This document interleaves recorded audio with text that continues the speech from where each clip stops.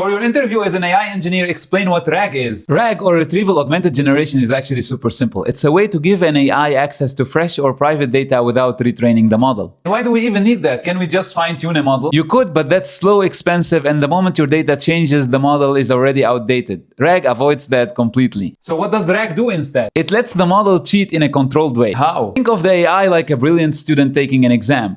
Without RAG, they have to answer purely from memory. If they're unsure, they guess and sometimes hallucinate. What do you mean by hallucinate? If the model doesn't have the answer in its training data, it still has to say something.